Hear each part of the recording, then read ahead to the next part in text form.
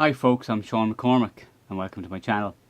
It is Friday and on my old channel, well it's not my old channel, it's still running, Lightman Blog, I would do Photo Fridays, and so I'm kind of continuing the idea here on this. Now I skipped last week because I was away doing personal stuff, but I'm back to talk about a shoot I did yesterday with Catherine Gannon. Now if you looked at the other channel you've seen me shoot Catherine in the snow. Well, ironically enough, now the last shoot, which was yesterday, was in the sun. So complete opposites, and it wasn't 6 months apart, it was only 2 or 3 months apart as well. So here's one of the images from the shoot. It's only had a very light bit of retouching, a little bit of blue saturation in HSL, and I've done a little bit of IHP on the skin. That's inverted high pass, which is a technique you can Google. Right, so how did I like this? Well, first of all, what's going on here in the shot? Well, there's a couple of things going on. The first thing is we can see that the background's out of focus. We can see from the shadows here that there's a bit of hard light on her as well, and there's a little sparkle in the eye, so it's very, very crisp. I love using this particular light for this, but we'll get into the exact modifier in a minute, but we'll talk about the lights themselves first. So I'm just going to jump out of here and actually show you the actual lighting setup itself. So this is the lighting setup that I'm using here, okay? So this modifier here is called a Maxi Spot by Elinchrom, and what it is, it's a parabolic reflector. Now, I'm using the Maxi Spot because I use Elinchrom lights in studio, but in this case here, any deep parabolic will have the same effect. So the idea is that it's a super efficient reflector. So into this, I am using the Godox AD360. This is the AD360 here. It's a bare bulb light, okay, and the beauty of the bare bulb is that it acts like a studio light.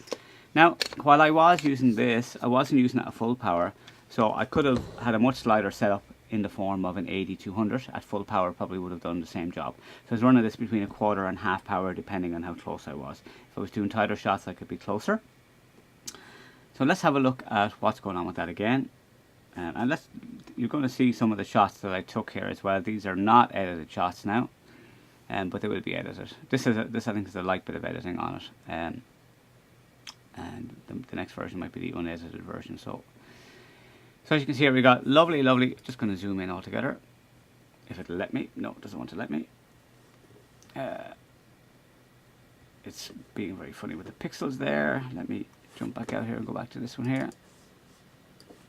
So we can see here that we've got these really crisp shadows, but they're not hard. They're not completely hard, so it isn't like a definite line.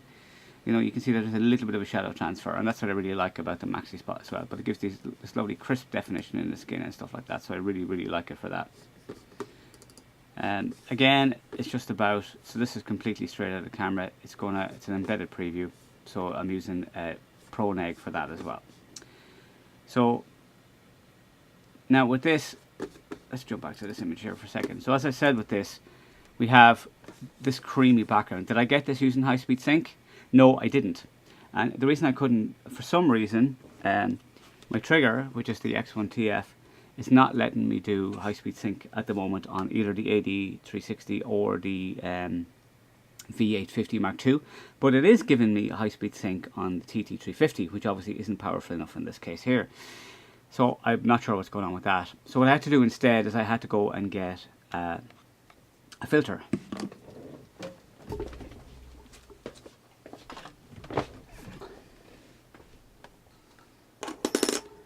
So the filter that I was using is this one here. It's actually a Fujifilm filter, and I actually got it with my 56mm lens when I was buying it secondhand.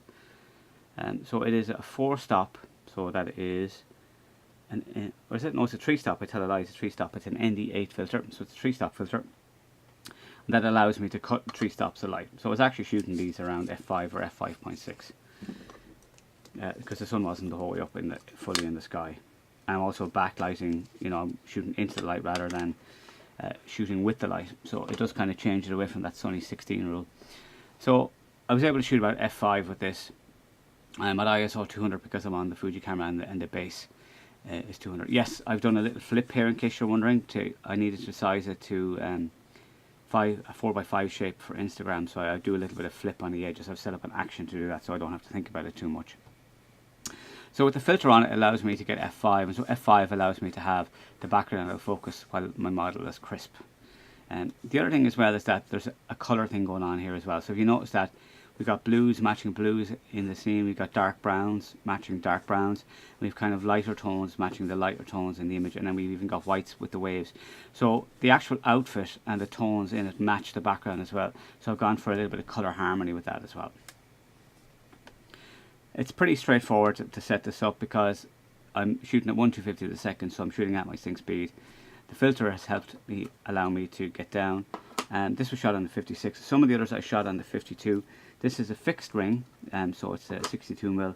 So I used a step-up ring, which is a 62 to 52. So I was able to shoot that with a 35mm for when I was using a 35mm as well. So that way I didn't have to have two filters as well. So this is like £2 or £3, and these are a little bit more. So that's how I shot it. And there's a little bit of Fuji news going on as well at the moment, and that is the X-T100 just been announced yesterday, and it looks like it's going to be the perfect vlogging camera. So I might very well get one of them just to start vlogging and try and vlog on shoots a little bit more, like I had done with the original shoot with Catherine as well. There just wasn't time to do it yesterday. So folks, if you did like that, do subscribe to this channel. I need to hit that magic 1,400 or 4,000 watch time hours. That's what, 240,000 watch time minutes. I think I've got like 750,000 watch time minutes on the other channel after a year of solid posting. So please do subscribe and watch all the videos. Just watch them, let them play in the background. I know. But subscribe if you haven't already, obviously. Hit the notification bell. Thanks for watching. And if you have any questions, put them in the comments below. I'll see you in the next video.